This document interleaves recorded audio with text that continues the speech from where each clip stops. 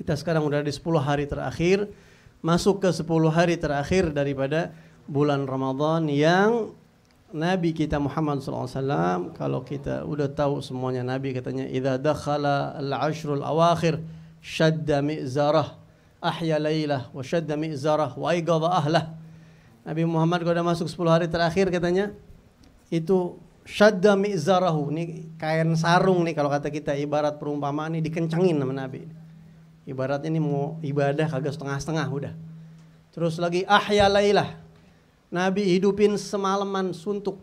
Jadi Nabi itu selama 10 hari kagak tidur katanya ya. Oh kita kayaknya dari malam pertama udah kagak tidur ya. Kita kayaknya kagak tidur tuh, macam-macam dah kita. Kalau Nabi itu 10 hari terakhir udah kagak keluar masjid katanya. 10 hari full di masjid kagak keluar, 10 hari.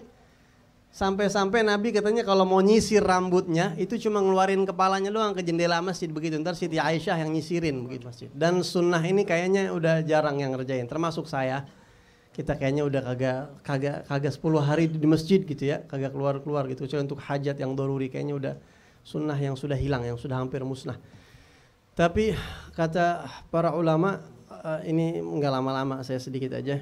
Kata para ulama nih, khusus buat kita yang kelas-kelas ekonomi seperti kita nih, yang banyak nggak bisa kelas-kelas seperti beliau-beliau. Mungkin kalau kita dengar para imam-imam kita, malu dah kita dengarnya. Nah ini kita buat kita katanya menghidupkan malam Ramadan itu ada 3 macam. Ada tingkatan VIP paling bagus, ada tingkatan bisnis mungkin yang kelas menengah ke atas, ada tingkatan ekonomi. Nah ini jangan sampai kita kagak ngambil salah satu dari 3 tingkatan tersebut. Minimal 1 kita ambil. Yang pertama, untuk mendapatkan Lailatul Qadar, menghidupkan malam Ramadan, yang pertama itu katanya semalam suntuk.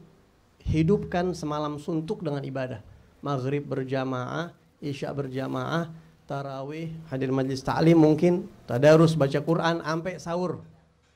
Beb, kalau kita ibadah misalnya kagak kuat Beb, ya main futsal, niatin silaturahim. Dapat pahala deh tuh, udah enak banget, tinggal niat doang udah bedanya. Yang niat sama yang kagak niat beda deh tuh. Ya, atau misalnya silaturahim, gua kayaknya kalau baca Quran mulu lama-lama pada gimana tuh kira-kira tuh kita sampai baca Quran setengah jam aja, sejam udah mulai rada-rada awang mungkin kalau kita nih. Pergi dah ke rumah sahib, lu udah tidur belum? Belum, gue pengen ngopi di rumah lu ya. Gue niat pengen silaturahim, bawain makanan hadiah girang dia. Tuh udah itu ibadah gitu ya. Cari ibadah-ibadah yang mungkin yang kita kuat ngejalaninnya begitu. Semalam suntuk, kalau Rasulullah i'tikaf full di masjid semalam suntuk begitu. Atau orang-orang soleh dulu semalam suntuk ngaji, ibadah semalam suntuk, mereka nggak ibadah, nggak puas, nggak bosan.